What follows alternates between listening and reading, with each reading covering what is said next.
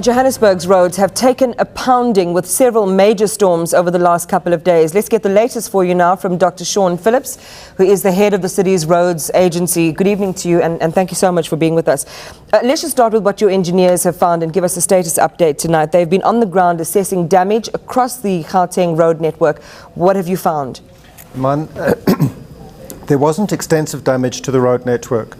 The key problem yesterday was that there was very, very heavy rains, extraordinarily heavy rains, which caused the roads to flood.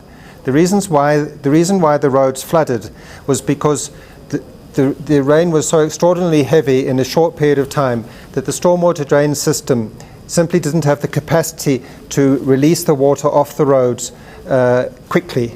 It wasn't because the drains were blocked, and the drains are still in good condition now.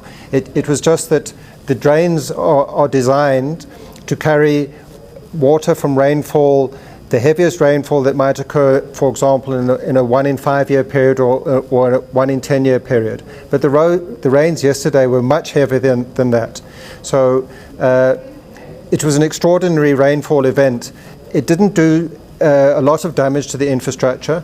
The stormwater drainage is still in a good condition, so if it rains heavily again, the stormwater drainage system will work. But is our roads infrastructure, but also bridge infrastructure, the culverts and so on, are the design of them as they exist right now up to the changing weather conditions that we're experiencing?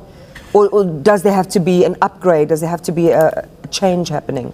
You can never design road infrastructure to have a stormwater system that would be able to cope immediately with for example, 1 in 100 year rainfall. It would simply be too expensive, and the stormwater drains would be too large.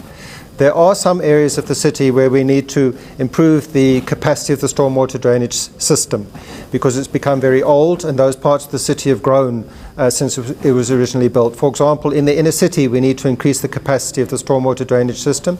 In Soweto, stormwater drains were never put in, and there's still a big backlog of stormwater drainage for the road network in Soweto as well. Given that that is the status quo this evening, how badly affected are those who reside in Soweto and in the inner city as a result of these flash floods?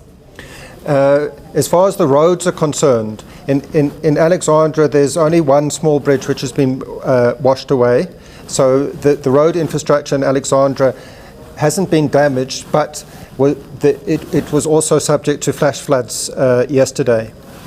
During the flash floods yesterday, the areas that were most affected included the N3 near Linksfield, some of the provincial roads running through the Johannesburg, such as the R55 and the R21 and the R24 leading up to the airport. You saw in the news last night that the airport was affected. And then certain other areas of the city as well.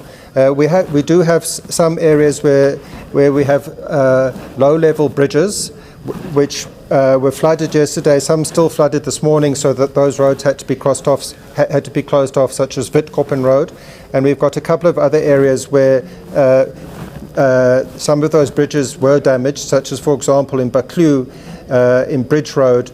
The bridge has been damaged. So those are areas potentially that you need to then avoid as motorists. But I want to go back to Soweto and to the inner city. If rain happens in the magnitude that has happened in areas where we've experienced flash floods, will they be able to sustain that? Or does there need to be an emergency intervention in the eventuality of heavy rain? What citizens of Johannesburg should do if there's more rain of the type yesterday is that they should exercise extreme caution when driving in such conditions. There's nothing that we can do in terms of a technical infrastructure solution to prevent the roads, to prevent there from being flash floods in the roads when there's such extraordinary rains.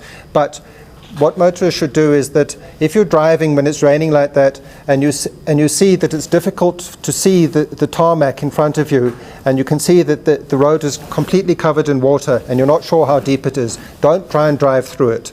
Rather, slow right down, pull off to the side of the road, stop, or alternatively turn around and take a different route.